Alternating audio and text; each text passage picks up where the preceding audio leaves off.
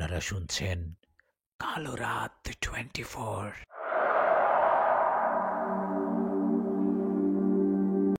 আমার নাম আসিফ। আমি একজন জেলে। আমাদের বাড়িটা পদ্মা নদীর পাড় ধরে ছোট্ট একটি গ্রামের মাঝে। এই গ্রামের বেশিরভাগ মানুষই নিজেদের জীবনযাপন করার জন্য পদ্মা নদীতে মাছ শিকার করত। আমি যখন খুব ছোট ছিলাম তখন ডায়রিয়া মহামারীতে আমার বাবা মা দুজনেই মারা যায়। বাবা মা মরে যাওয়ার পর চাচার কাছেই আমি আস্তে আস্তে মানুষ হতে শুরু করি। ধীরে ধীরে আমি বড় হচ্ছিলাম। চাচা আমাকে বাবার মতো করেই আদর করত, কিন্তু চাচি কখনোই আমাকে নিজের সন্তান হিসাবে মানতে চাইতো না। আমার আরো দুজন চাচাতো ভাই ছিল। চাচি তাদেরকে স্কুলে পড়াতো, কিন্তু আমাকে স্কুলে না পড়িয়ে চাচার সাথে নদীতে মাছ ধরতে পাঠিয়ে দিত। চাচাও কিছু বলতে পারতো না, আর আমিও চাইতাম না যে আমার কারণে তাদের সংসারে কোনো ঝামেলা হোক। আমার চাচাও ছিল একজন মাঝি। ছোট থেকেই চাচার সাথে নদীতে মাছ ধরতে ধরতে বড় হয়েছি আমি। এখন এটা আমার অভ্যাসে পরিণত হয়েছে। চাচার এখন অনেকটা বয়স হয়ে গেছে। চাচা এখন আর নদীতে যেতে পারে না মাছ শিকার করতে। তাই সংসারটা এখন আমাকেই চালাতে হয়। আর আমার চাচির সাফ সাফ কথা, যদি কামাই করতে পারো তাহলে এই সংসারে থাকতে পারবে, নয়তো চলে যাও। এখন আমার বয়স 27 বছর। আমি চাইলেই কিন্তু এখন আমার চাচা চাচিকে ছেড়ে অন্য কোথাও চলে যেতে পারি।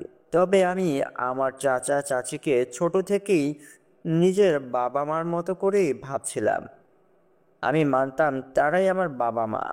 হ্যাঁ, চাচি আমাকে তার সন্তান মনে পড়ে না। তাতে কি হয়েছে, দিন শেষে দুমুঠো খেতে তো দিত। আর এখন তাদের বয়স হয়েছে, কি করে তাদেরকে একলা ফেলে চলে যাই আমি?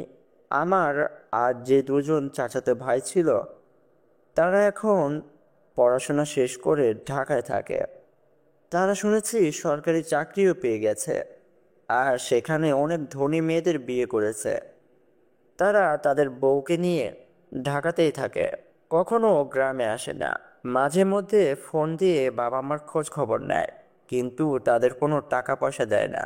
এখন আমার চাচি বুঝতে পারছে আমি ছাড়া তাদের আর কোনো গতি নেই। সে কত বড়ই না ভুল করেছে আমাকে পড়ালেখা না করিয়ে। সে সবসময় ভাবতো আমি তার আপন ছেলে না, কিন্তু আজকে বিপদের দিনে তার আপন ছেলেরাই মুখ ফিরিয়ে নিল। আমি তাদের পাশে এসে দাঁড়ালাম। চাচা চাচি একদিন আমাকে তাদের ঘরে ডাকে, আর চাচি আমাকে বলে, বাবা তুই আমাকে মাফ করে দিস।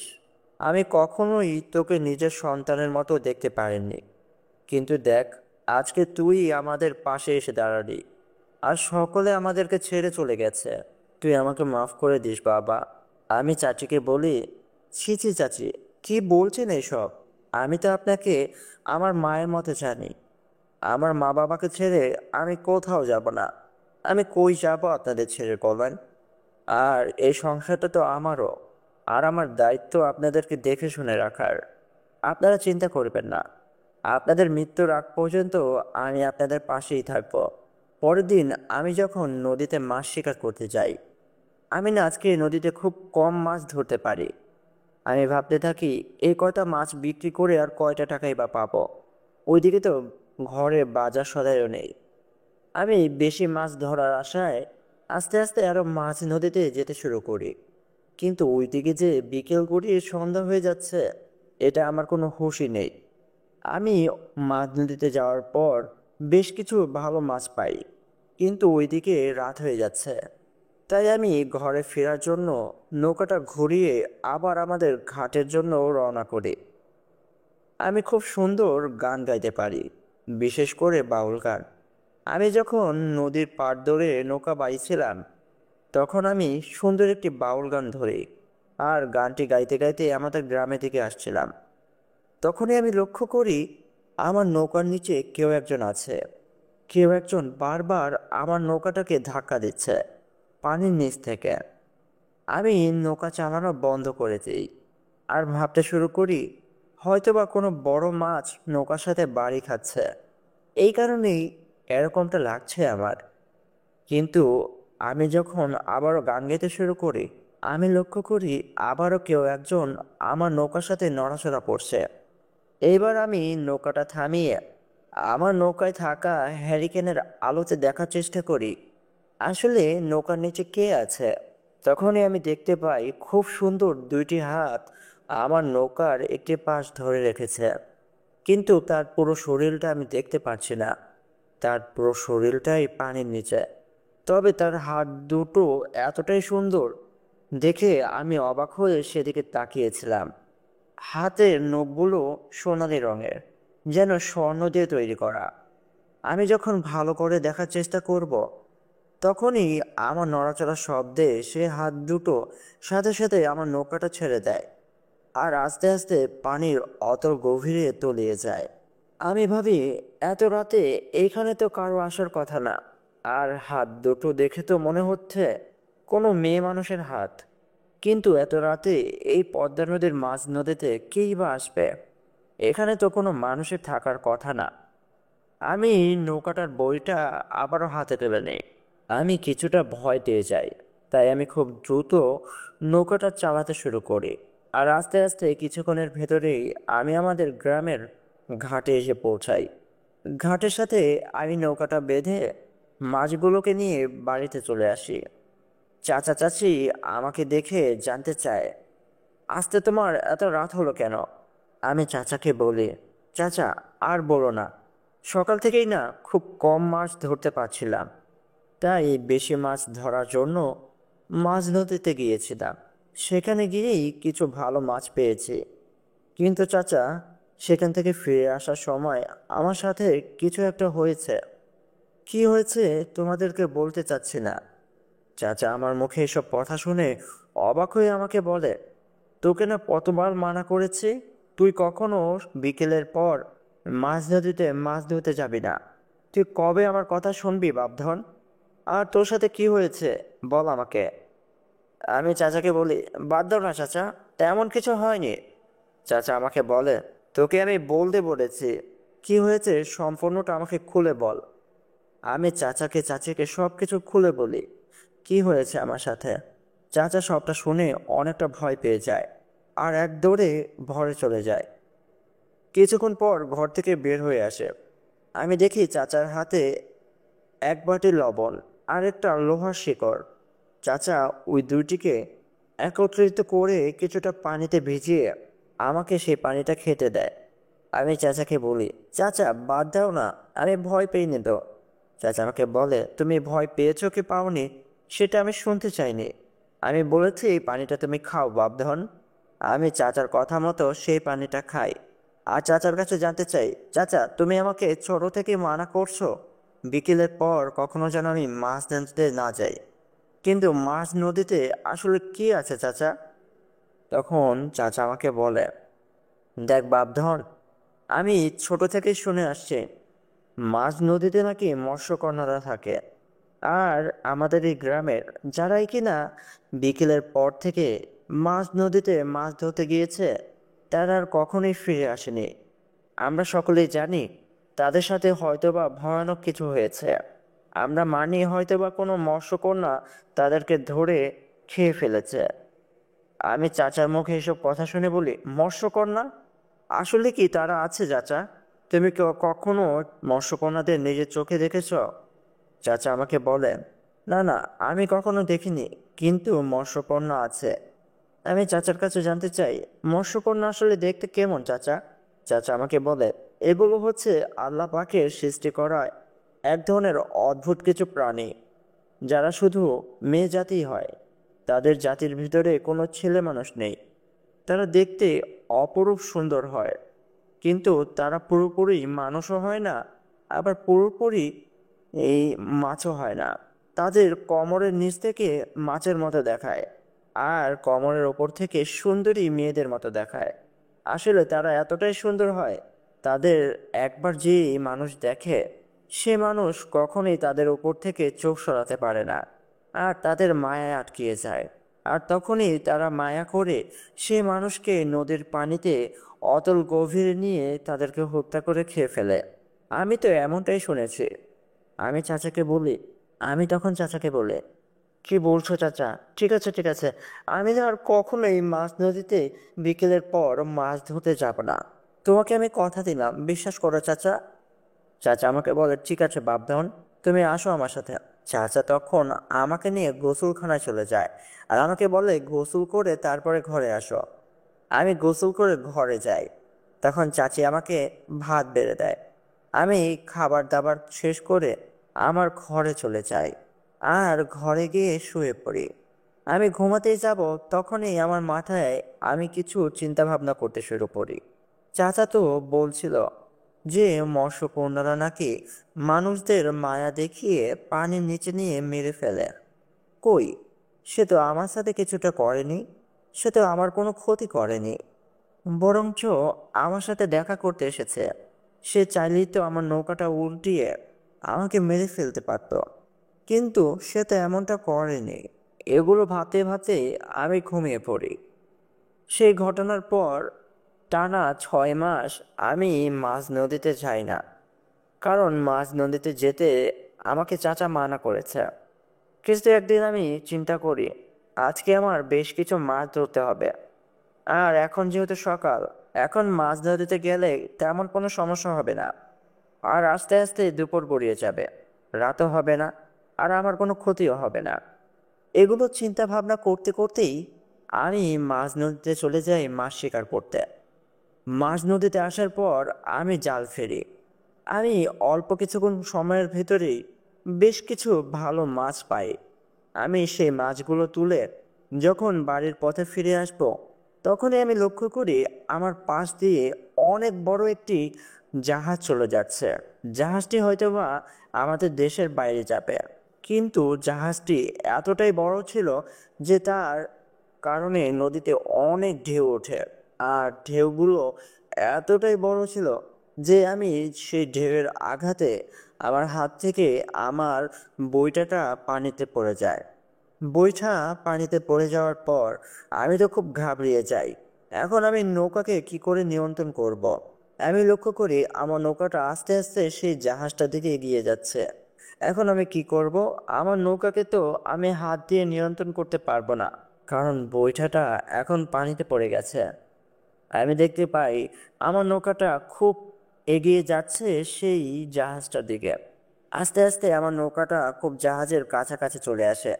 আমি বুঝতে পারি নৌকাটা এখনই জাহাজের সাথে বাড়ি খাবে আর ধ্বংস হয়ে যাবে, আর তার সাথে আমিও মারা যাব। তাই আমি নৌকাটার থেকে একটি লাফ দেই পানিতে। কিন্তু আমি জানি এই মাঝ নদী থেকে আমি সাঁতরিয়ে কোনোভাবেই কিনারায় পৌঁছাতে পারবো না, কারণ কিনারা অনেকটা দূরে। সাঁতরিয়ে সেখানে পৌঁছানো কোনোভাবেই সম্ভব না। আমি খুব ভালো সাঁতার কাটতে পারি, তারপরেও আমি জানি সেখানে যাওয়া কোনোভাবেই সম্ভব না। কিন্তু জীবন বাঁচানোর জন্য আমাকে তো শেষ চেষ্টাটা করতেই হবে। আমি নৌকা থেকে লাফিয়ে পড়ার পর আমি দেখতে পাই নৌকাটি জাহাজের সাথে বাড়ি খেয়ে উল্টিয়ে গিয়ে পানিতে তলিয়ে গেল। আমি সাঁতরাতে শুরু করি। জীবন বাঁচানোর জন্য আমি আমার পুরো শক্তি দিয়ে সাঁতরাচ্ছিলাম। আমি চেষ্টা করছিলাম যেন আমি বাঁচতে পারি, কারণ কেউই মরে যেতে চায় না, আমিও চাইনি। আমার শরীরে যতটা শক্তি ছিল আমি সবটুকু দিয়ে বাঁচার আশায় আমি সাঁতরাচ্ছিলাম। কিন্তু আধ ঘন্টা সাঁতরানোর পরই আমার শরীরের সকল শক্তি শেষ হয়ে যায়। আমি আস্তে আস্তে পানির অতল গভীরে চলে যেতে থাকে। আমি বুঝতে পারছিলাম আমি মারা যাব। তাই আমি কালেমা পড়ে সাঁতার কাটা থামিয়ে দেই। আর আস্তে আস্তে আমি পানিতে তলিয়ে যাচ্ছিলাম। আমি অনেক পানি খেয়ে ফেলেছিলাম। তখনই আমি লক্ষ্য করি কোথা থেকে যেন একটি সুন্দরী মেয়ে আমাকে এসে জড়িয়ে ধরলো আর সে আমাকে নিয়ে সাঁতরাতে শুরু করে। সে খুব দ্রুত সাঁতরাচ্ছিল, পানির ভেতর দিয়ে রকেটের মতো দ্রুত গতিতে আমাকে নিয়ে কিনারা দিকে সাঁতরিয়ে যাচ্ছিল। আমার পুরোপুরি জ্ঞান ছিল না, কিন্তু আমি পুরোপুরি বেহুশও ছিলাম না। আমি বুঝতে পারছিলাম কোন একটি মেয়ে আমাকে নিয়ে সাঁতরাচ্ছে, কিন্তু তার শরীরের নিচের অংশটা মাছের মতো। সে মাছের মতোই খুব দ্রুত গতিতে আমাকে নিয়ে সাঁতরিয়ে কিনারায় চলে আসে। কিনারায় আসার পর সে আমাকে নিয়ে পানি থেকে উপরে চলে আসে। আমি ঝাপসা ঝাপসা দেখছিলাম। এখন তার পাও দেখা যাচ্ছে। তার পুরো অংশটাই মানুষের মতো। সে আমাকে কিনারায় এসে শুইয়ে দেয়। আমি খুব ভালো করে দেখতে পাচ্ছিলাম না। সে বুঝতে পারছিল আমি নিঃশ্বাস নিতে পারছি না। আমি নিঃশ্বাস নিতে খুব কষ্ট পাচ্ছি। আমি মারা যাচ্ছি। এটা দেখে সে সাথে সাথে তার ঠোঁট আমার ঠোঁটে লাগিয়ে তার নিঃশ্বাস আমাকে দিতে শুরু করে।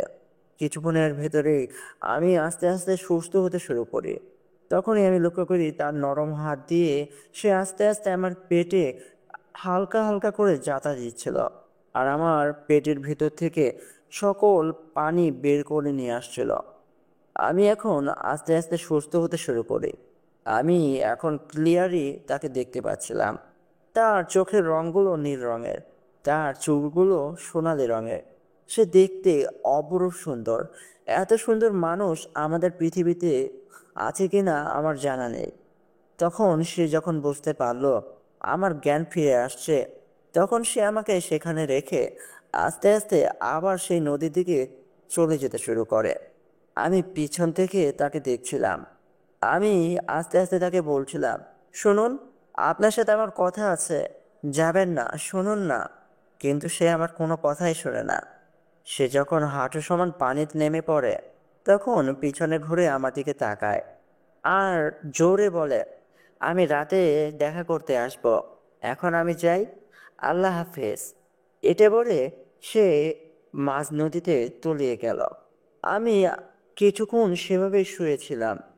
1 ঘন্টা পর আমি যখন অনুভব করতে পারি এখন আমি পুরোপুরি সুস্থ, তখন আমি উঠে দাঁড়াই আর আমার গ্রামের দিকে হাঁটাতেই আমি বাড়িতে এসে হাঁপাতে হাঁপাতে আমার চাচাকে সকল কিছু খুলে বলি। আমি চাচাকে বলি, চাচা, আমার নৌকাটা দুর্ঘটনায় ডুবে গেছে। আমি খুব কষ্ট করে প্রাণে বেঁচে ফিরেছি। চাচা আমার মুখে এইগুলো শুনে আমাকে বলে, আল্লাহর অসীম রহমত, তুই যে বেঁচে ফিরতে পেরেছিস। এখন পর্যন্ত কেউ মাঝ নদী থেকে সাঁতরিয়ে ফিরতে পারেনি। তুই কি করে ফিরলি বাপধন? আর নৌকা ডুবেছে ডুবতে দে, তুই তো বেঁচে ফিরতে পেরেছিস, এটাই অনেক। আমরা কাল থেকেই নতুন নৌকা তৈরি করে ফেলবো। 3-4 দিনের ভিতরেই নৌকা তৈরি হয়ে যাবে। কিন্তু আল্লাহ পাকের অসীম অসীম রহমত যে তুই নিজের জীবন বাঁচিয়ে ফিরতে পেরেছিস। আমি চাচাকে সকল কিছু খুলে বললেও কিন্তু এটা বলি না যে একটি সুন্দরী মেয়ে আমাকে রক্ষা করেছে। সে হয়তোবা মৎস্যকন্যা, কারণ সে যখন আমাকে পানিতে সাঁতরিয়ে নিয়ে আসছিল তখনই আমি বুঝতে পেরেছিলাম তার কোমরের অর্ধেক অংশ মাছের মতো। কিন্তু আমি সব থেকে বেশি অবাক হচ্ছি আর ভাবছি যে সে যখন আমাকে নিয়ে কিনারায় উঠে আসে তখন তো তার পুরো অংশটাই মানুষের মতো ছিল। আমি এইগুলো চাচাকে বলি না।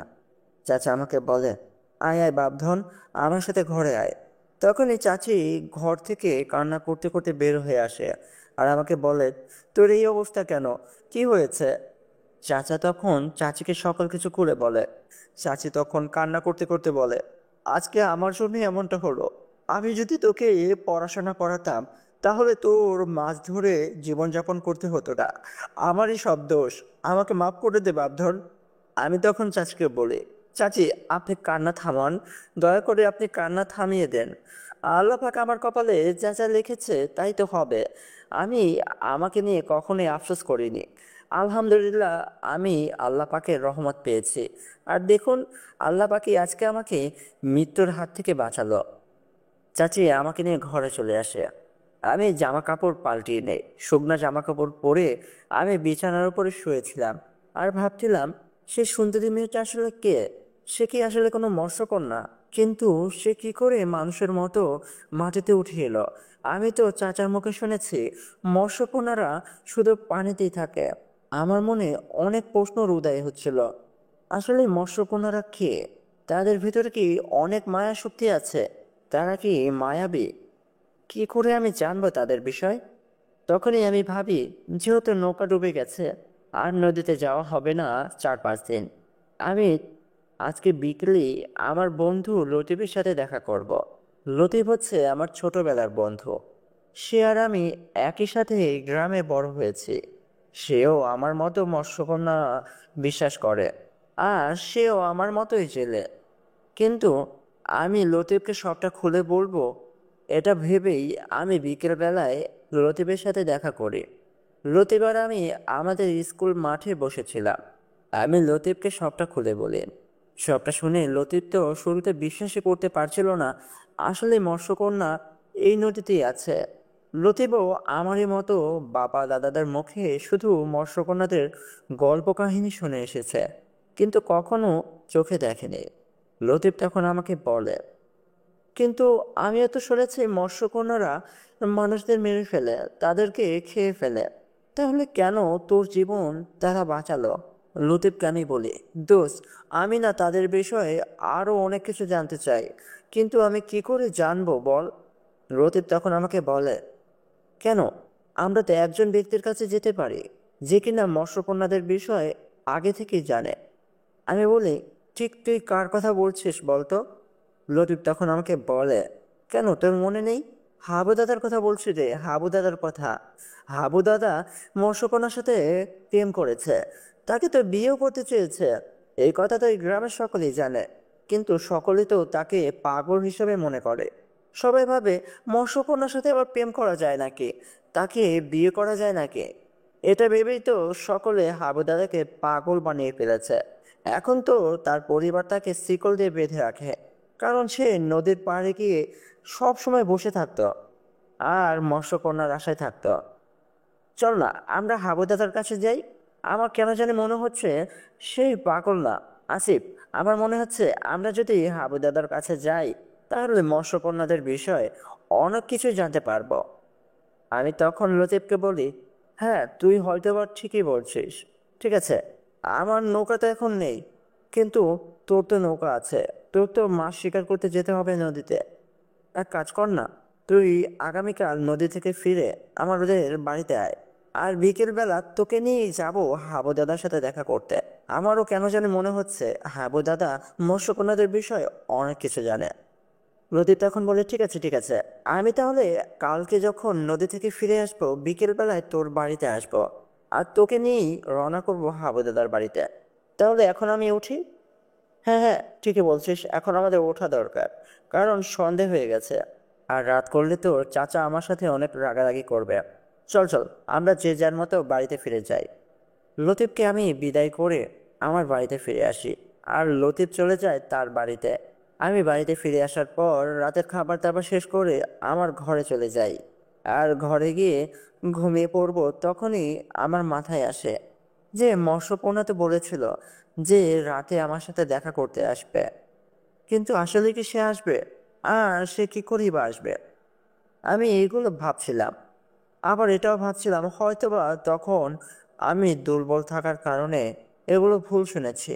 সে যাওয়ার আগে আমাকে এমনটা বলেইনি, হতে পারে। আমি ভাবতে ভাবতে ঘুমিয়ে পড়ি। যখন রাত গভীর হয়ে যায় তখন আমি অনুভব করতে পারি আমার মাথার কাছে কেউ একজন বসে আছে। আমি আস্তে আস্তে চোখটা খুলে আমি দেখতে পাই এটা তো সেই সুন্দরী মেয়েটা যে কিনা আমার জীবন বাঁচিয়েছে। আমি সাথে সাথেই শোয়া থেকে লাফিয়ে উঠে বসি আর তার কাছে জানতে চাই, কে আপনি? আর এত রাতে আমার ঘরে কি করে এলেন? তখন সে আমাকে বলে, আমাকে ভুলে যাচ্ছ? আমি না আজকে তোমার জীবন বাঁচালাম, কি করে ভুলতে পারলে তুমি আমাকে? আমি তখন বলি, ও হ্যাঁ হ্যাঁ হ্যাঁ, আমার মনে পড়েছে, আপনি তো সে। কিন্তু আপনি এত রাতে আমার ঘরে কি কি করে এলেন বলেন তো? আমার ঘর তো লাগানো, আপনার তো ভিতরে আসার কথা না। তখন সে আমাকে বলে, তুমি কি জানো আমাদের বিষয়ে? আমাদের ভেতরে অনেক মায়াশক্তি আছে, আমরা জাদু করতে পারি গো, জাদু করতে পারি। আর আমি জাদুর মাধ্যমেই অদৃশ্য হয়ে তোমার কাছে এসেছে। তখন আমি তার কাছে ভয়ে ভয়ে জানতে চাই, কি কি কি চান আমার কাছে? কেন এসেছেন? কেন আপনি কি আমার ক্ষতি করবেন? বলেন না। তখন সে আমাকে বলে, না না, আমি তোমার ক্ষতি করতে চাই না। আমি যদি তোমার ক্ষতি করতে চাইতাম তাহলে তো তখনই নদীর মাঝে করতে পারতাম। কেন তোমার জীবন বাঁচাবো? আমি আসলে তোমার কাছে এসেছি একটি কারণে। আমি তখন তার কাছে জানতে চাই, কি কারণ আমাকে বলেন। আমি তোমার ঠোঁটে ঠোঁট লাগিয়ে যখন তোমাকে নিঃশ্বাস দিয়েছি তারপর থেকে না আমার কেমন জানি লাগছে, আমার পাগলের মতো অস্থির লাগছে। আমি না আমার শহরে থাকতে পারছি না। আমার বারবার মনে হচ্ছিল তোমার সাথে দেখা করতে আসি, তাই তো তোমার কাছে আসলাম। আমি তাকে কিছু বলছিলাম না, শুধু তার দিকে তাকিয়েছিলাম। সে এতটাই সুন্দর যে তাকে দেখে আমি অবাক হচ্ছিলাম। আমার মিনিসে ভয় ডর সবকিছু উড়ে যাচ্ছিল। সে তার কথা শেষ করে কিছু বুঝে ওঠার আগেই আমাকে এক ধাক্কা মেরে আমার খাটের উপরে শুইয়ে দেয়। তারপরে আমাকে জড়িয়ে ধরে আমার ঠোঁটে ঠোঁট লাগিয়ে একটা কিস করে। আমার ঠোঁটে ঠোঁট লাগিয়ে এভাবেই 2 মিনিট সে আমাকে ধরে রেখেছিল। 2 মিনিট পর আমাকে সে ছেড়ে উঠে দাঁড়ায়। কি হয়ে গেল আমি কিছুই বুঝতে পারছি না। তখন সে আমাকে বলে, আমার ইচ্ছে করছিল তোমাকে একটু কিস করার, তাই তো তোমার কাছে ফিরে এলাম এত রাতে। আমি তাহলে এখন আসি। এটা বলেই সে অদৃশ্য হয়ে গেল। আমি হতবাক হয়ে গেলাম। কি হয়ে গেল আমার সাথে এগুলো? একটি মৎস্যকন্যা আমাকে কিস করলো, আর কেনই বা করলো? আমি এগুলো ভাবছিলাম, আর তখনই চারিপাশে ফজরের আজান দিচ্ছিল। আমি ঘরের বাইরে চলে আসি আর চাচার সাথে ফজরের নামাজ আদায় করার জন্য আমাদের গ্রামের মসজিদে চলে যাই। মসজিদ থেকে আমি নামাজ আদায় করে আমি আবার বাড়িতে ফিরে আসি চাচার সাথে। সকাল হতেই সকালের নাস্তা শেষ করলাম। চাচা আমাকে বলে, চলো চলো, এখন গঞ্জে যেতে হবে, কাঠ আনতে হবে, যে নৌকা তৈরি করতে হবে না। আমি চাচার সাথে গঞ্জে চলে যাই আর কাঠ নিয়ে বাড়িতে আসি। আমরা সারাদিন নৌকা তৈরি করার জন্য অনেক পরিশ্রম করে বিকেলবেলা কাজ শেষ করে গোসল করে আমি ঘরে বসেছিলাম। তখনই আমাদের বাড়িতে উদয় হয় আমার বন্ধু লতিফ। লতিফ এসে আমার নাম ধরে ডাকতে শুরু করে। ঘর থেকে চাচা বের হয়ে আসে আর লতিফকে বলে, কিরে লতিফ, নদী থেকে চলে এসেছিস আমাদের বাড়িতে এই অবেলা, কি কারণে? আসলে চাচা, আয় পাশের গ্রামে গান হবে, তাই আপনার ভাইপোকে ডাকতে এলাম। আসিফ কোথায়? তাকে নিয়ে গান শুনতে যাব, একটু ডেকে দেন না। চাচা তখন বলে, ও গান শুনতে যাবে, দাঁড়া দাঁড়া, ডেকে দিচ্ছি। এই আসিফ, লতিফ এসেছে তোকে ডাকতে। আমি ঘর থেকে বের হয়ে আসি আর দেখি লতিফ আমাদের উঠানে দাঁড়িয়ে আছে। আমি লতিফকে বলি, ও দোস্ত, চলে এসেছিস? দাঁড়া দাঁড়া, আমি এখনই আসছি। আমি ঘর থেকে আমার টর্চ লাইটটা নিয়ে বের হই আর চাচার থেকে বিদায় নিয়ে লতিফের সাথে বাড়ি থেকে চলে যাই। আমরা মিথ্যে কথা বলেছি, কারণ আমরা যদি চাচাকে বলি আমরা হাবু দাদার সাথে দেখা করতে যাব আর তার কাছে মৎস্যকন্যাদের বিষয়ে জানতে চাইব, তাহলে চাচা কোনোভাবেই আমাকে বাড়ি থেকে বের হতে দেবে না। আমরা হাবু দাদার বাড়িতে আসি। তখনই ঘরের ভেতর থেকে হাবু দাদার বড় ভাই আবুল দাদা আমাদেরকে এসে বলে, কিরে নাতিদা, হঠাৎ করে আজকে আমার বাড়িতে, কি মনে করে এলে? আমরা আবুল দাদাকে বলি, হাবু দাদার সাথে দেখা করতে এলাম গো, অনেকদিন যাবৎ দাদাকে দেখছি না। তখনই আবুল দাদা আমাদেরকে বলে, ও হাবুকে তো এখন বেঁধে রাখি রে, ওর পাগলামিটা বেড়েছে। দেখ, ওর 80-র ওপরে বয়স, আমারও তো 90 ছই ছই। এখন কি আমাদের ছেলে পেলেরা আমাদের এই পাগলামি মানবে বল? আর ও তো বিয়েও করলো না, দেখে তো রাখতে হয় আমার। আমি তো ওর বড় ভাই, কিন্তু আমি ওর পাগলামি সহ্য করলেও কি তোর কাকারা ওর পাগলামি সহ্য করবে? আমার ছেলেরা তো এখন ওকে আর দেখতেই পারে না ওর পাগলামির কারণে। আমি তখন আবুল দাদাকে বলে, দাদা, আমি কি হাবু দাদার সাথে দেখা করতে পারি? তখন আবুল দাদা বলে, ঠিক আছে, যা, ওই বারান্দায় বেঁধে রেখেছি, গিয়ে কথা বল। আমরা তখন হাবু দাদার কাছে এসে বসি। হাবু দাদা আমাদের দুজনকে দেখে বলে, কিরে নাতিরা, তোরা কি মনে করে আমার কাছে এলি? কিরে, ভয় পাচ্ছিস নাকি আমাকে? আমরা হাবু দাদাকে বলি, না না দাদা, ভয় পাবো কেন? তুমি কেমন আছো বলো। দাদা আমাদেরকে বলে, হ্যাঁ রে, ভালো আছি। কি মনে করে এলি? আমি তখন হাবু দাদাকে বলি, দাদা, আমি না তোমার কাছে কিছু কথা জানতে চাই। দাদা আমাকে বলে, কি কথা জানতে চাও দাদা ভাই, বলো আমাকে। আমি হাবু দাদাকে বলি, দাদা, আমরা সকলেই জানি তুমি মৎস্যকন্যার সাথে প্রেম করেছ আর তাকে বিয়েও করতে চেয়েছ।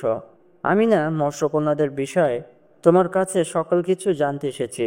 এই গ্রামের আর কেউ বিশ্বাস করুক বা না করুক, এখন আমি বিশ্বাস করছি যে মৎস্যকন্যা আছে। তখন দাদা হাসতে হাসতে বলে, এই মৎস্যকন্যাদের জন্যই তো আজকে আমি পাগল রে।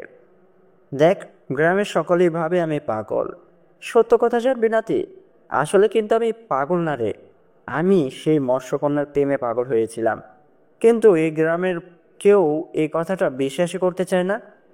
আমি তখন দাদাকে বলি, দাদা আমি শুনতে চাই, আমাকে বলো না, কি হয়েছিল তোমার সাথে।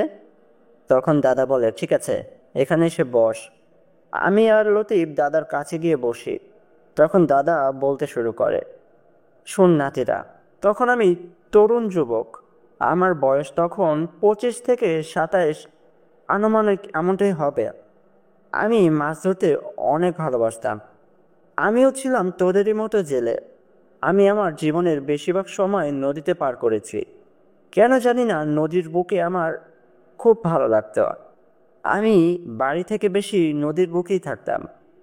তখনও মৎস্যকন্যাদের বিষয়ে অনেকেই অজানা ছিল, কিন্তু আবার কেউ কেউ এদের বিষয়টা জানতো। আমিও তাদের বিষয়ে অজানা ছিলাম। একদিন আমি মাঝ নদীতে মাছ ধরছিলাম।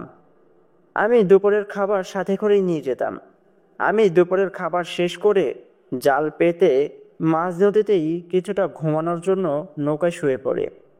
কিন্তু আমি এতটাই গভীর ঘুমে চলে গিয়েছিলাম যে আমার ঘুম ভাঙে মধ্যরাতে। আমি ঘুম ভাঙার পর লক্ষ্য করি এখন চারিপাশে অনেক অন্ধকার। আকাশে পূর্ণিমার চাঁদ ছিল তখন। আমি আমার বৈঠাটা হাতে তুলে নেই আর গ্রামে আসার জন্য নৌকা বাইতেই যাব, তখনই আমি লক্ষ্য করি কেউ একজন আমার থেকে কিছুটা দূরে গোসল করছে আর গান গাইছে। আমি দেখার জন্য সেদিকে তাকাই। চাঁদের আলোতে আমি দেখতে পাই একটি মেয়ে উলঙ্গ অবস্থায় মাঝ নদীতে গোসল করছে। আমি তো এটা দেখে হতবাক হয়ে যাই, কারণ মাঝ নদীতে এত রাতে আবার একটা সুন্দরী মেয়ে গোসল করতে আসবে। মাঝ নদীতে তো কেউ আসার কথা না, কারণ এখান থেকে তো সাত দিয়ে বাড়িতে ফেরা যায় না। আর একটি সুন্দরী মেয়ে এত রাতে গোসল করছে, তাও উলঙ্গ অবস্থায়। আমি লুকিয়ে লুকিয়ে এগুলো দেখছিলাম। মেয়েটি অপরূপ সুন্দর ছিল। আমি তার থেকে চোখ সরাতে পারছিলাম না। মেয়েটির থেকে কিছুটা দূরে একটি অনেক বড় ঝিনুক ভাসছে, আর ঝিনুকটার উপরে একটি খুব সুন্দর লাল জামা ভাঁজ করা অবস্থায় রেখে সে মেয়েটি গোসল করছে। আমি বুঝতে পারলাম সেই জামাটি আসলে ওই মেয়েটির। তখনই নদীর পানির ঢেউয়ে সেই ঝিনুকটা আস্তে আস্তে আমার নৌকার সাথে এসে বাড়ি খায়। আমি সেই জামাটাকে দেখি। আমি দেখতে পাই সেই জামাটার মাঝে খুব দামি দামি রত্ন বাঁধাই করা। আমার মনে লোভ জাগে, তাই আমি সেই ঝিনুকের ওপর থেকে সেই জামাটাকে উঠিয়ে নেই আর নৌকায় নিয়ে আসি। তারপর আমি খুব দ্রুত সেখান থেকে নৌকা চালিয়ে গ্রামে ফিরে আসি। জামাটা নিয়ে আমি খুব খুশি ছিলাম। আমি ভাবছিলাম জামাটা আগামীকাল বিক্রি করে দেব, আর এটার উপরে যেই খুব দামি দামি রত্নগুলো, সেই রত্নগুলো যদি আমি বিক্রি করি, তাহলে তো আমি খুব ধনী হয়ে যাব, আর আমার নৌকা চালিয়ে জীবনযাপন করতে হবে না। এগুলো ভাবতে ভাবতেই আমি আমার বাড়িতে চলে আসি। বাড়িতে আসার পর আমি সোজা আমার ঘরে চলে যাই, আর ঘরে গিয়ে আমি আমার বালিশের নিচে সেই জামাটাকে রেখে আমি ঘুমিয়ে পড়ি। আমি মধ্যরাতে শুনতে পাচ্ছিলাম আমার পায়ের কাছে কেউ একজন বসে খুব জোরে কান্না করছে। কান্নার শব্দে আমার ঘুমটা ভেঙে যায়। আমি চোখ ডুলতে ডুলতে ঘুম থেকে উঠি আর দেখতে পাই আমার পায়ের কাছে একটি খুব সুন্দরী মেয়ে বসে বসে কান্না করছে। কিন্তু সব থেকে অবাক করার বিষয়, মেয়েটি পুরোপুরি উলঙ্গ, তার শরীরে কোনো জামা নেই। এটা দেখে তো আমি তাড়াহুড়া করে ঘুম থেকে উঠি আর লক্ষ্য করি এটা তো সেই মেয়েটি যাকে কিনা আমি মাঝ নদীতে গোসল করতে দেখেছিলাম। কিন্তু সে এত রাতে আমার ঘরে কি করে এলো? আমি তার কাছে জানতে চাই ভয়ে ভয়ে। তখনই সেই মেয়েটি আমাকে বলে, আপনি আমার জামাটা নিয়ে এসেছেন। আমি জামা ছাড়া কি করে আমাদের দুনিয়ায় ফিরে যাব বলেন? আর আপনি আমার জামাটা যদি না ফিরিয়ে দেন, তাহলে আমি জোর করে আপনার জামাটা নিতে পারবো না। আপনাকে নিজ ইচ্ছাভাবেই জামাটা ফিরিয়ে দিতে হবে। দয়া করে আপনি নিজ ইচ্ছাভাবেই আমার জামাটা আমাকে ফিরিয়ে দেন। দয়া করুন, নয়তো আমি আমাদের জগতে ফিরে যেতে পারবো না। পাতালপুরিতে আমি এই উলঙ্গ অবস্থায় কি করে যাব বলুন? আমার জামাটা ফিরিয়ে দিন না, আমার জামাটা দিয়ে দিন, দয়া করুন। এটা বলে মেয়েটি খুব কান্না করছিল। আমি তখন বলি, কেন? আপনি তো চাইলেই আমার বালিশের নিচ থেকে জামাটা নিয়ে যেতে পারতেন, তাহলেই তো হতো। তখন মেয়েটি আমাকে বলে, আমরা মৎস্যকন্যারা যখন গোসল করি তখন উলঙ্গ অবস্থায় গোসল করি, আর তখন যদি আমাদের পরনের কিছু কোনো মানুষ নিয়ে আসে, যতক্ষণ না তারা নিজে থেকে সেই জিনিসটা আমাদের ফিরিয়ে না দেয়, আমরা সেই জিনিসটা তার থেকে নিতে পারবো না। আর যতদিন সে সেই জিনিসটা আমাদের ফিরিয়ে না দেবে ততদিন তাকে ছেড়ে আমরা যেতেও পারবো না। আমি মনে মনে একটা পরিকল্পনা করি, আমার মনে লোভ জাগে। একে তো গভীর রাত, আর আমি প্রাপ্তবয়স্ক একজন পুরুষ, আর একটি মহিলা উলঙ্গ অবস্থায় আমার সামনে দাঁড়িয়ে আছে। হোক সে মৎস্যকন্যা কিংবা জলপরী, কিন্তু সে অপরূপ সুন্দর। আমার মনে লালসা জেগে ওঠে। তখন আমি তাকে বলেছিলাম, জানিস নাতি, যে আমি তোমার জামা ফিরিয়ে দেব যদি তুমি আমার কথা শোনো। তখন সেই মৎস্যকন্যা আমাকে বলে, হ্যাঁ হ্যাঁ, আমি সব শুনবো, আমাকে আমার জামা ফিরিয়ে দিন, আমি আমার জামার জন্য সব কিছু করবো। কি করতে হবে বলুন, আপনার কি চাই? তখন আমি তাকে বলেছিলাম যে আমি তোমার সাথে সহবাস করতে চাই, তোমার রূপটাকে আমি ভোগ করতে চাই। আমার সাথে তুমি সহবাস করবে? মেয়েটি আমার এসব কথা শুনে বলে, না না, এগুলো আমি করতে পারবো না। বিশ্বাস করেন, আমাদের জগতে কোনো পুরুষ মানুষ নেই। আমরা সকল জলপরীরাই হচ্ছি মেয়ে মানুষ, আর সকল মৎস্যকন্যারাই পাতাল পরিতে থাকে। আমরা কোনো পুরুষের সাথে কখনোই মিলিত হয়নি। আমি কি করে আপনার সাথে মিলিত হব বলুন? আমি তখন বলি, ঠিক আছে, তোমার মিলিত হতে হবে না, তুমি বরঞ্চ চলে যাও, আমি এই জামা কখনোই তোমাকে ফিরিয়ে দেবো না। তখন মেয়েটি কান্না করতে করতে বলে, এমনটা করবেন না, ঠিক আছে, ঠিক আছে, আপনি যা বলবেন তাই হবে, আমি আপনার সাথে সহবাস করতে রাজি আছি। তখন আমি সেই মেয়েটিকে ধরে আমার খাটের উপরে শুইয়ে দিই, আর তার উপরে ঝাঁপিয়ে পড়ি। আমি সারা রাত তার সাথে সহবাস করি, তাকে ভোগ করি, তার সাথে আমি সময় কাটাই। দিনের আলো ফুটতেই সে আমাকে বলে, এখন এখন আমার জামাটা আমাকে ফিরিয়ে দিন, আমাকে দিয়ে ফিরতে হবে।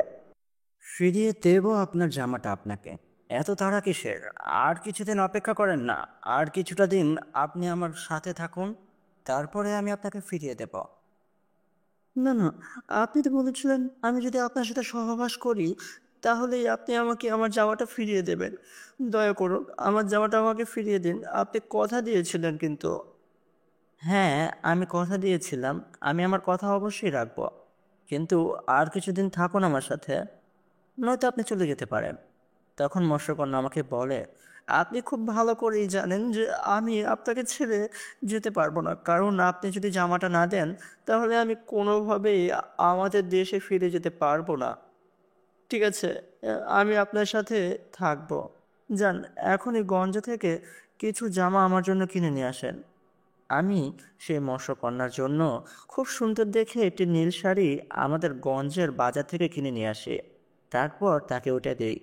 সে যখন শাড়িটা পরে আমার সামনে এসে দাঁড়ায়, উফ, কি যে লাগছিল না! তাকে দেখে আমি মুগ্ধ হয়ে তাকিয়েছিলাম তার প্রতি। এভাবেই সে আমার সাথে 1 থেকে 1.5 মাস কাটায়। প্রতি রাতেই আমি তার সাথে সহবাস করতাম। আমি তাকে আমার কাছেই রাখতে চাইতাম সবসময়। আস্তে আস্তে আমি তার মায়ায় আটকিয়ে যাই। আমি তাকে ভালোবেসে ফেলি। আমি একদিন তাকে বলি, আমি না আপনাকে অনেক ভালোবেসে ফেলেছি। আমি আমি আমি কখনোই আপনাকে আর কোথাও যেতে দেব না, আমার কাছেই রেখে দেব।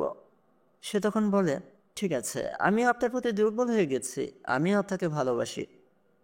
সত্যি? আপনি আমাকে ভালোবাসেন? হ্যাঁ, আমি আপনাকে ভালোবাসি। কিন্তু অনেকদিন তো আমরা কোথাও যাই না। চলুন না, আমরা আজকে ঘুরতে বের হই। আমি বলি, কোথায় যাবেন? সেই মৎস্যকন্যাটা বলে, নদীর পাড় ধরে আমরা ঘুরতে যাব। আমি বলি, ঠিক আছে, তাই হবে। সে সেই নীল শাড়িটা পরে আমার সাথে ঘুরতে বের হয়। আমি শুধু মৎস্যকন্যাকে দেখতে পারতাম, আর বাকিরা দেখতে পারতো না, কারণ সে সবসময় অদৃশ্য হয়ে থাকতো, শুধু আমাকেই দেখা দিত। আমি তাকে নিয়ে আমাদের গ্রামের নদীর পাড়ে এসে বসি, আর অনেকক্ষণ গল্প করি। রাতে বাড়িতে এসে আমি তাকে বলি, এভাবে আর কতদিন, আসুন না আমরা বিয়ে করে ফেলি। সে বলে ঠিক আছে আমরা বিয়ে করব। আমি বলি সত্যি সত্যি আপনি আমাকে বিয়ে করবেন? হ্যাঁ করব। ঠিক আছে আগামীকালই আমরা বিয়ে করব। আমি সকল কিছু ব্যবস্থা করে রাখবো। সে বলে ঠিক আছে আমরা আগামীকালই বিয়ে করব। আমরা রাতে একে অপরকে জড়িয়ে ধরে ঘুমিয়েছিলাম। মাঝরাতে আমাদের দরজায় অনেক জোরে জোরে কেউ লাথি মারছিল। এটা দেখে আমরা দুজনেই ঘুম থেকে জেগে উঠি। কেন জানি না আমার প্রিয়তমা মৎস্যকন্যা তখন হাসছিল। আমি বলি কে কে এত রাতে কে এলো আর আপনি এভাবে হাসছেন কেন? সে বলে কেন হাসছি আর কে এসেছে? যান না দরজাটা খুলে দেখুন কে এসেছে, তাহলেই আপনি বুঝতে পারবেন। আমি তার কথা মতো দরজাটা খুলে দেই। আমি দেখতে পাই একটি খুব সুন্দর মেয়ে আমার দরজার সামনে দাঁড়ানো, খুব দামি একটি পোশাক পরে। তার শরীরে পরানো একটি সাদা পোশাক, আর পোশাকে খুব দামি দামি রত্ন ঝুলছে। মেয়েটি দেখতে অপরূপ সুন্দর, তার চোখের রঙও নীল রঙের। আমি বুঝতে পারি এও হচ্ছে একটি মৎস্যকন্যা। কিন্তু সে এখানে কেন এসেছে? সে তখন আমাকে বলে আপনাকে আমাদের রানীমা ডাকছে। আমি তার সাথে ঘরের বাইরে আসি আর দেখি আমাদের বাড়ির উঠানে আরও 10টি মৎস্যকন্যা বুল হয়ে দাঁড়িয়ে আছে, আর তাদের মাঝখানে একটি চেয়ারের উপরে একটি বয়স্ক মৎস্যকন্যা বসে আছে, যার মাথায় একটি রাজকীয় মুকুট। মুকুটটি পুরোটাই হিরে দিয়ে তৈরি। সেই মহারানী চেয়ার থেকে উঠে দাঁড়িয়ে আমাকে তার কাছে ডাকে। আমি সেখানে যাই। সে আমাকে বলে তুমি খুব বড় ভুল করেছ। কেন তুমি আমাদের জগতের একটি মৎস্যকন্যাকে জোর করে নিজের কাছে আটকিয়ে রেখেছ? আমি বলি না না, আপনার কোথাও ভুল হচ্ছে। আমি তাকে জোর করে আটকে রাখিনি। আমি আমি তাকে ভালোবাসি। আমি তাকে প্রচুর ভালোবাসি। সেও আমাকে অনেক ভালোবাসে। আমরা একে অপরকে বিয়ে করব। আমি অনেক ভালোবাসি তাকে। আমি তাকে কোথাও যেতে দেব না। তখন মহারানী বলে সে তোমাকে কখনোই ভালোবাসেনি, এটা তোমার ভুল ধারণা। তখনই আমার প্রিয়তমা আমার হাতটা ছেড়ে তাদের মহারানীর পিছে গিয়ে দাঁড়ায় আর আমাকে বলে আরে বুঝে গিয়েছিলাম তুমি আমাকে কখনোই মুক্ত করবে না। তুমি কোনোদিনও সেই জামাটা আমাকে ফিরিয়ে দেবে না। তাই তো আমি আজকে তোমাকে চালাকি করে নদীর পাড়ে ঘুরতে নিয়ে গিয়েছিলাম। আর আমি অদৃশ্যভাবে আমার জগতের সাথে যোগাযোগ করেছিলাম। তারা এসেছে। এটা হচ্ছে আমাদের মহারানী। সে চাইলে তোমাকে এখনই মেরে ফেলতে পারে। তখন আমি বলি আমি যতক্ষণ তোমাকে ওই জামাটা না দেবো তুমি যেতে পারবে না, তুমি বলেছিলে।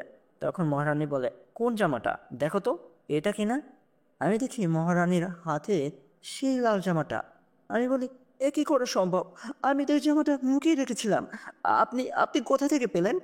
সে বলে তুমি যখন আমাদের সাথে কথা বলছিলে তখন আমার বাকি মৎস্যকন্যারা তোমার ঘর তল্লাশি করে জামাটা উদ্ধার করেছে। এখন আমাদের ফিরতে হবে। আমরা চলে যাচ্ছি। এটা বলে তারা সকলে উধাও হয়ে যায়। আমি পাগলের মতো চারিপাশে আমার প্রিয়তমাকে খুঁজছিলাম, কিন্তু কোথাও পাইনি। পরের দিন সকালে আমি সারাদিন নদীর পাড়ে বসেছিলাম একটিবার তাকে দেখার আশায়, আর কান্না করতে করতে ডাকছিলাম আমার ভুল হয়েছে। তুমি ফিরে আসো, ফিরে আসো, আমি তোমাকে ছাড়া থাকতে পারছি না। কিন্তু সে আমার সাথে দেখা করতে আসে না। এভাবেই দিনের পর দিন কাটতে থাকে। আমি প্রতিদিন নদীর পাড়ে গিয়ে বসে থাকতাম আমার প্রিয়তমাকে দেখার আশায়।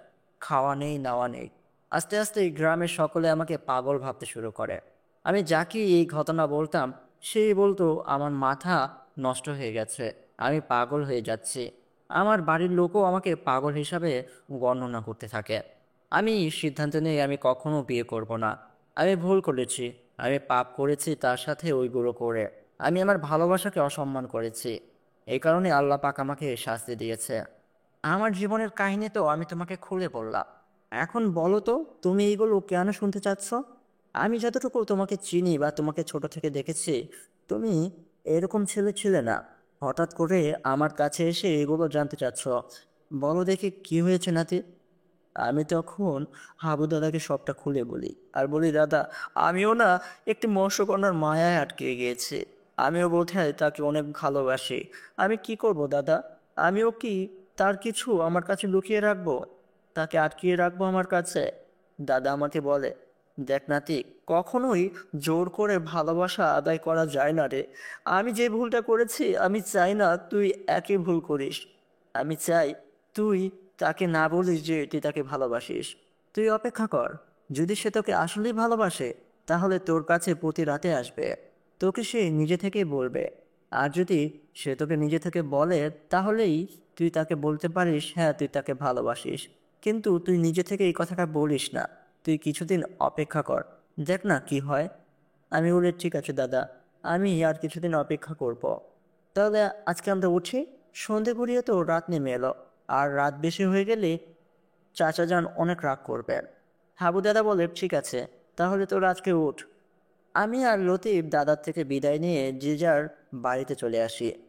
আমি বাড়িতে এসে খাওয়া দাওয়া শেষ করে আমার ঘরে ঘুমাতে চলে যাই। গভীর রাতে আমি অনুভব করতে পারি আমাকে কেউ একজন জড়িয়ে ধরে ঘুমিয়ে আছে। আমি লাফ দিয়ে উঠি। আমি দেখি আমার পাশে শুয়ে আছে সেই মশকন্যাটা। আমি তাকে বলি, এ কি, ছি ছি, আপনি আমাকে জড়িয়ে ধরে রেখেছেন কেন? আপনি চলে যান। আপনি কেন এসেছেন? আপনি বারবার কেন আমার কাছে আসছেন? তখন সেই মৎস্যকন্যা আমাকে বলে, কি করব, আমি না থাকতে পারছি না আমার পাতালপুরীতে। আমি তোমাকে ছাড়া ভালো নেই। আমার শুধু মনে চায় আমি তোমার কাছে থাকি। আমি বলি, না না, এগুলো সবই মায়া। আপনারা মায়া করেন। আপনারা কখনো কাউকে ভালোবাসতে পারেন না। আপনিও আমাকে কষ্ট দেবেন। আপনিও তুলে যাবেন। আমার দাদুর মতোই আমার অবস্থা হবে। সে আমাকে বলে, আসিফ আপনি কি বলতে চাচ্ছেন? আমি না ঠিক বুঝতে পারছি না। আমাকে একটু খুলে বলুন তো। আমি তখন তাকে সব কিছু বলি, হাবু দাদা যা যা আমাকে বলেছিল। সবটা শুনে সে মৎস্যকন্যা আমাকে বলে, দেখুন সে ঘটনার বিষয়ে আমিও অবগত, কিন্তু তখন আমার বয়স খুব কম ছিল। আপনি কি জানেন আমি কে? আপনি যে এই মহারানীর কথা বললেন না, আমি হচ্ছি সেই মৎস্যকন্যাদের মহারানীর একমাত্র কন্যা। আমার নাম ঝিনুক। আসলে সেদিন আপনার দাদু খুব বড় ভুল করেছিল। দেখুন, কোনো মৎস্যকন্যা নিজে থেকে কোনো মানুষের প্রেমে পড়ে না, কিন্তু আপনার দাদু তাকে জোর করে তার কাছে রাখতে চেয়েছিল। কিন্তু সে কখনোই আপনার দাদুকে ভালোবাসেনি। এই কারণেই সে আমাদের জগতে ফিরে এসেছে। কিন্তু আমার বিষয়টা পুরোপুরি উল্টো। আমি আপনাকে অনেক ভালোবাসি। বিশ্বাস করুন, আমি মন থেকে আপনাকে অনেক ভালোবাসি। আমি না আপনাকে ছাড়া ভালো নেই। আপনি দয়া করে আমাকে কষ্ট দেবেন না। আমি তখন বলি, আমি আপনাকে কষ্ট দিই আর কে? আপনি কি সত্যি আমাকে ভালোবাসেন? সে আমাকে বলে, বিশ্বাস করুন আমি অনেকটা ভালোবাসি আপনাকে। আর এই কারণেই তো আমি আপনাকে প্রতি রাতে দেখতে আসি। আপনাকে ছাড়া আমি ভালো নেই। আমি বলি ঠিক আছে, আমিও না আপনাকে অনেক ভালোবাসি, কিন্তু এই কথাটা বলা হয়নি, দাদু বলতে মানা করেছে। কিন্তু আমাদের মিলন কি করে হতে পারে? আপনার মা কখনোই এই বিষয়টা মেনে নেবে না। তখন সেই মৎস্যকন্যা আমাকে বলে, একটি উপায় আছে। আপনি আমাদের পাতালপুরিতে আসুন না। আপনি যদি আমার মাকে বোঝানোর চেষ্টা করেন, তাহলে অবশ্যই সে বুঝবে। আমি চাই আপনি আমাদের পাতালপুরিতে এসে আমার মার সাথে কথা বলুন। আমি আমার মাকে সব কিছু বলে রাখবো। আমি বলি, পাতালপুরিতে আমি কি করে আসতে পারি? আমি তো আপনাদের মতো মৎস্যকন্যা কিংবা মাছ না। আমি তো পানির নিচে শ্বাস নিতে পারবো না।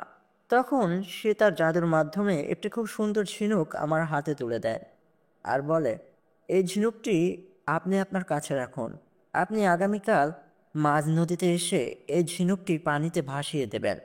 কিন্তু খেয়াল রাখবেন, তখন যেন বিকাল বা সন্ধ্যা হয়, সকাল সকাল না। আশেপাশে যখন কেউ না থাকবে তখন এই কাজটি করবেন। দেখবেন এই ঝিনুকটি আস্তে আস্তে বড় আকৃতি হবে, অনেক বড় হয়ে যাবে। তখন এই ঝিনুকটার মুখ খুলে যাবে। আপনি এই ঝিনুকটার ভিতরে শুয়ে পড়বেন। তখন এই ঝিনুকটা নিজে থেকেই আবার বন্ধ হয়ে যাবে, আর আপনাকে নিয়ে রওনা করবে আমাদের পাতালপুরীতে। আমি আপনার অপেক্ষায় থাকব। ভয় নেই, আপনি ওই ঝিনুকের ভিতরে নিঃশ্বাস নিতে পারবে। আমি অক্সিজেনের ব্যবস্থা করে দেব। আপনি চিন্তা করিয়েন না। আপনি শুধু আসুন, আমার মার সাথে কথা বলুন আমাদের বিয়ের বিষয়ে। আমি বলি ঠিক আছে, আমি আগামীকাল আসবো পাতালপুরীতে আপনার মার সাথে কথা বলতে। আমিও না আপনাকে অনেক ভালোবেসে ফেলেছি। সেদিন সে আমার কাছেই থেকে যায়। রাতে আমরা একে অপরকে জড়িয়ে ধরে সারা রাত পার করে দিই। দিনের ফজরের আজানের আগেই সে চলে গেল। আমিও রওনা দিলাম পাতালপুরীর উদ্দেশ্যে। আমি সোজা আমার বন্ধু লতিফের বাড়িতে যাই। আমার নৌকাটা তো ভেঙে গেছে। লতিফকে গিয়ে আমি সব কিছু খুলে বলি। লতিফ আমাকে বলে, বন্ধু তুমি যা করতে চাচ্ছ তা কি ভেবে করছো? আমি বলি, হ্যাঁ বন্ধু, আমি যা করতে চাচ্ছি এটা আমি খুব ভালোভাবেই জানি, আর আমি এটা নিয়ে অনেক ভেবেছি। তুই দয়া করে তোর নৌকায় করে আমাকে মাঝ নদী পর্যন্ত পৌঁছে দে। আমাকে এতটুকু সাহায্য কর। সে বলে, ঠিক আছে চল আমার সাথে। আমি তার সাথে তার নৌকায় করে মাঝ নদীর উদ্দেশ্যে রওনা করি আর সারাদিন মাছ ধরি। বিকেল যখন হয়ে আসে চারিপাশে খুব নিরিবিলি হয়ে যায়, কাউকে দেখা যাচ্ছিল না। তখন লতিফ বলে, বন্ধু, তাহলে আমরা আমাদের আসল কাজ শুরু করি। আমি বলি, হ্যাঁ বন্ধু। তখনই আমি আমার সাথে থাকা সেই ঝিনুকটাকে পানিতে ছেড়ে দেই। আর আমি দেখতে পাই মিনিশে সেই ঝিনুকটা অনেক বড় একটি আকৃতি হয়। আর অনেক বড় হওয়ার পরে সেই ঝিনুকটার মুখটা অটোমেটিক্যালি খুলে যায়। আমি সেই ঝিনুকের ভেতরে প্রবেশ করি। সেখানে অনেক জায়গা ছিল।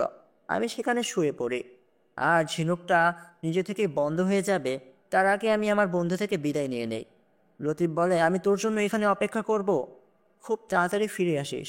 আমি বলি, ঠিক আছে বন্ধু, আমি রাত হওয়ার আগেই ফিরে আসব। ঝিনুকটা বন্ধ হয়ে গেল।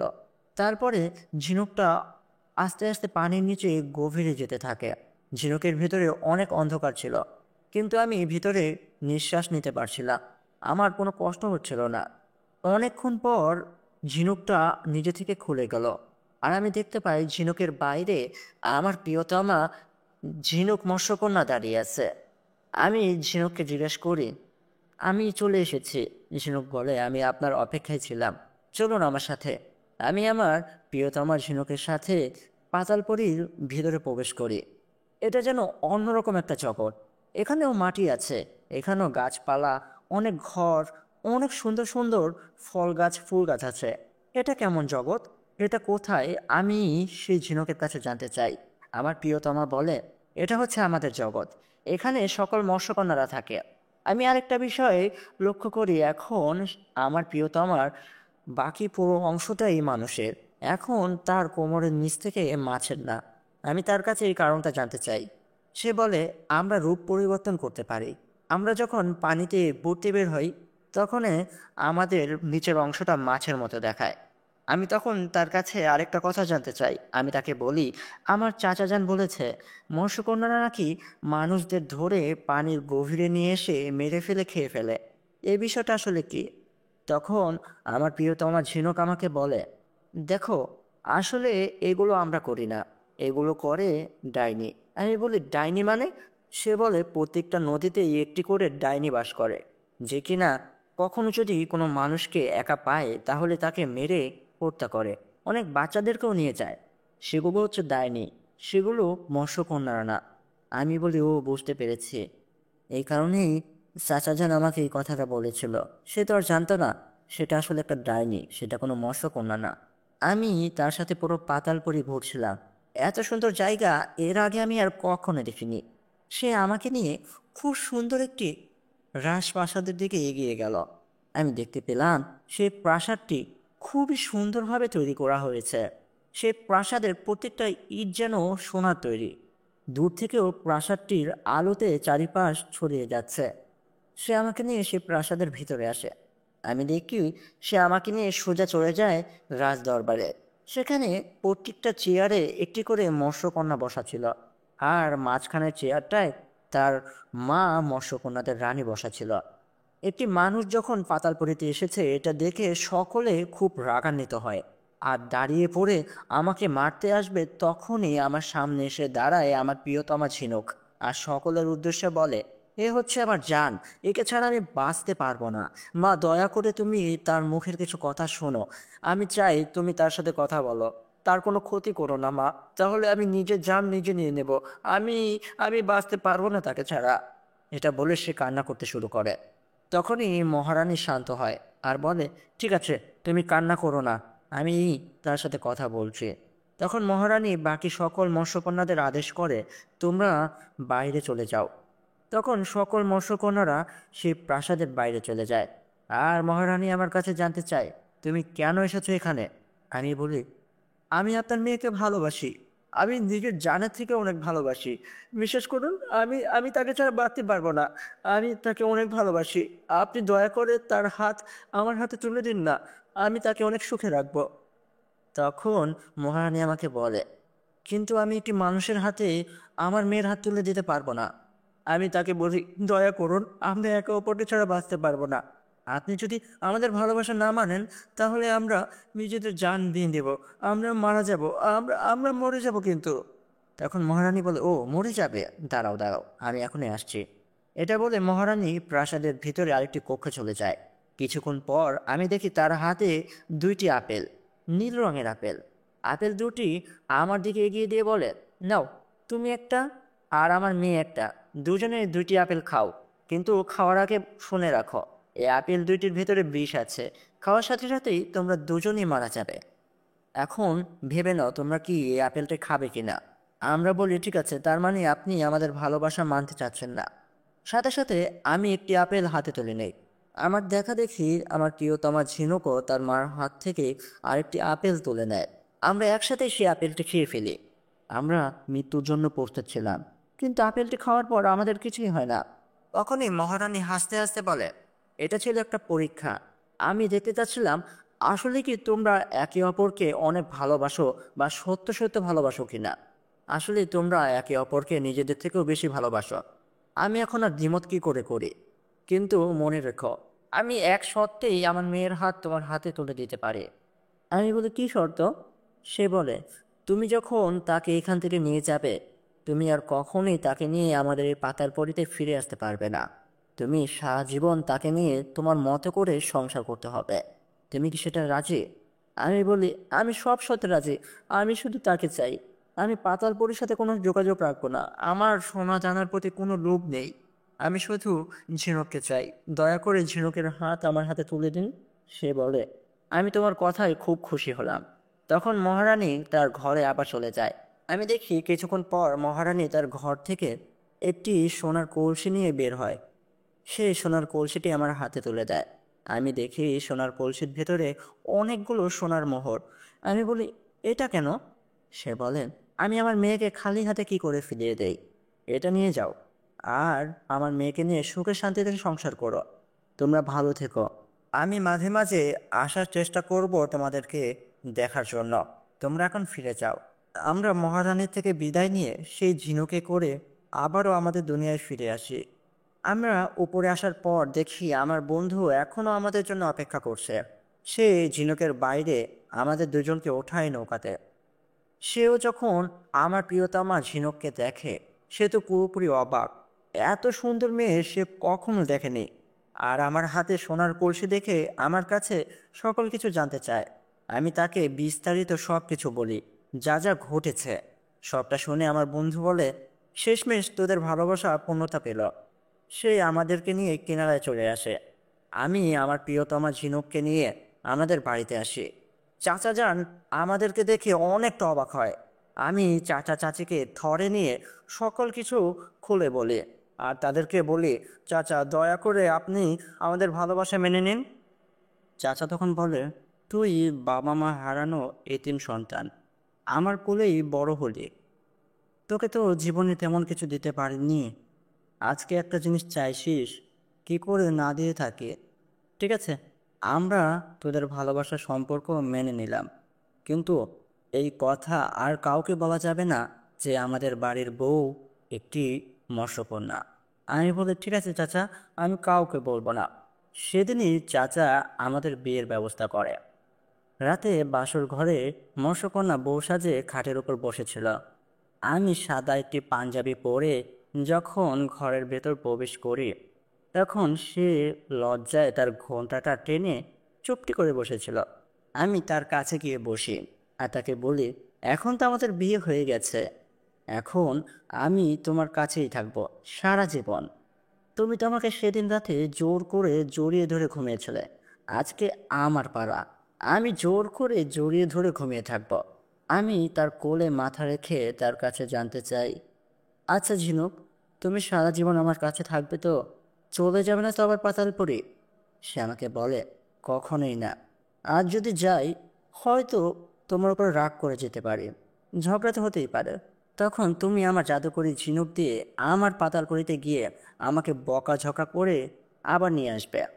আমি বলি, ঠিক আছে ঠিক আছে, কিন্তু আমি তোমাকে কখনো ঝগড়া করতেই দেব না, আর আমার উপরে তোমাকে রাগ করতেও দেব না।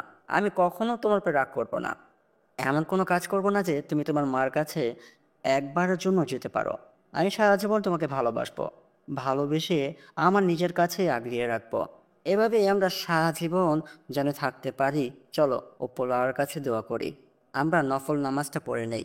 তারপর আমরা 2 রাকাত নফল নামাজ পড়ে আল্লাহর কাছে দোয়া করি, হে আল্লাহ, আপনি সবসময় আমাদের ভালোবাসা অটুট রাখেন। আমরা যেন কখনোই একে অপরের হাত ছেড়ে না দেই। আপনি আমাদের এই সংসারে রহমত বর্ষিত করুন। আমিন। আপনারাও সকলে আমাদের জন্য দোয়া করবেন কিন্তু। কেমন লাগলো এই গল্পটি অবশ্যই জানাবেন। আর পরবর্তী গল্প নিয়ে খুব তাড়াতাড়ি আমি হাজির হব। ততক্ষণ পর্যন্ত সবাই সুস্থ থাকবেন, ভালো থাকবেন, সবসময় নামাজ পড়ার চেষ্টা করবেন। আর হ্যাঁ, এখনও যারা আমার এই চ্যানেলটিকে সাবস্ক্রাইব করেননি, অনুরোধ রইল চ্যানেলটিকে সাবস্ক্রাইব করে আমার পাশেই থাকুন।